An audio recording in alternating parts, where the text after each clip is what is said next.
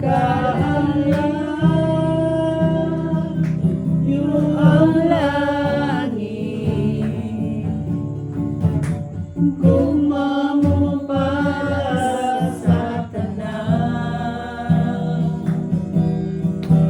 Ikaw akong Diyos, ikaw ang kusog o kalipay ng buhay ko.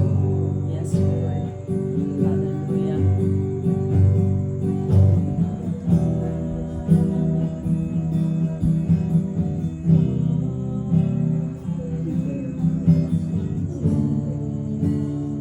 Father, galing na rin. Thank you, Lord. Kaya galing namin ang naman. I pray that your power of the Holy Spirit will dwell in our midst, Father God. Salamat din ako sa iyong presensya, mga moment ka, tapos sa pagkakas namin, na ang matapos sa mga kasing-kasing, magigawa ko kayo sa iyong pulong, may nasayo ka rin mo ako, kung wala ikaw, wala kami mahimo. And I pray, Lord, that you are anointing your words right now, Father God. And I'm praying, Lord, magdala din ka mo mag-share sa mga pulong, God. Salamat sa iyong mga kauna.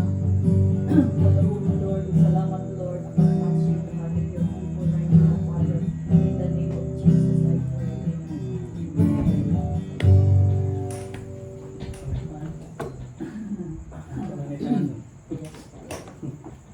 May kabigit sa tanan. No? So, usa lang akong gikono about sa verse din today sa hiling ko. Ako lang gikono may ang among tinatawag nga one verse evangelista. No? Ingon din sa Romans chapter 6 verse 23, ingon din for the wages of sin is death, but the gift of God is eternal life through Christ Jesus our Lord. Nga man nga, yan na wages or bayad or kanang sweldo, di ba? Ano siya? Sweldo or ano mo? Ganti yung usay makuha mo for suhol or yan na. No, kung yan taog wages mo siya suhol or bayad sa atong performance or atong nahimo. Pero negative ni siya nga klase nga suhol kay suhol man sa sala, no? So ato nagikuan sa spiritual, no, kay sometimes may ta offensive ra man gid kayo ang pulong sa Ginoo, pero actually it is for our own good, no? Kay dili man ta makuan kay na ang Ginoo gyud nagigugma sa ato ana. Ingon din kay ang wages or suhol mo ni siya ang bayad sa ato ang performance or sa ato atong gihimo, no? So negative lang ni siya nga klase kay tungod kay kini siya nga suhol ni sa atong sala. No, may mga nga suhol ni sa atong sala. Walay bisag usa ka nato nga wala gid makasama. No? Bisan kami pastor mi dugay na ko kayo, dugay na mi kuan pero sa pagka batan-on pa pud nako dito sa Hilongos nung nakabot ko og Leyte aw kanang Cagayan tungod sa daghang kontra. At nga time so niabot ko og Cagayan. So dili ko exempted ani but mo ni siya ang gikuan. So ang kanipod nga sala no, mo ni siya ang sala nato, mo ni siya ang nakahipahimulag nato dinha sa Ginoo. Nganong mo usahay bation nato nga Lord, nganong layo man kay ko sa imo? It is because of our sin. No? Tungod sa sala mo ni siya ang nakahatag or nakapaylayo nato dinha sa Ginoo. Then ang wages pa gyud sa ato ang sala or suhol sa pagid sa atong sala mo ang kamatayon, death.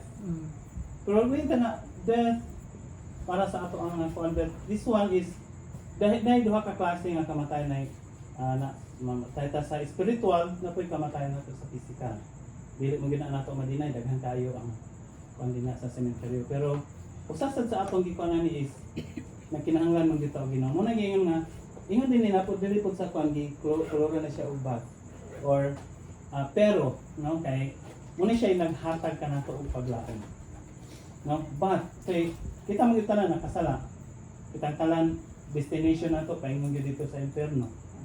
Pero naay pamaagi ang Ginoo. Naay pamaagi ang Dios. But the gift of God, kung may taog gift, gasa din na sa Ginoo, di ba? Hindi ka December, kung tagaan ta og gasa, regalo o tagaan ta gasa o regalo, wala gyud na siya bayan. No? So ang kaluwasan wala na siya nag-ingon na ikaw kay buutan ka, kuan ka, gasa na siya sa Ginoo. Bisan unsa kadako ang ato ang sala na gasa na sa Ginoo ang kaluwasan. Mo nga gasa sa Ginoo is eternal life through Christ Jesus our Lord. Diha lamang kang Kristo nga kung ato siyang himuon nga Ginoo sa ato ang kinabuhi. If we say Lord or Master, no? In Hebrew gitawag siya Adonai, my Lord. Para siya kanang siya na ang magbuot sa imong mga kinabuhi. Unsay kana bitong i-practice na nato kay ang pagpamati diha sa iya.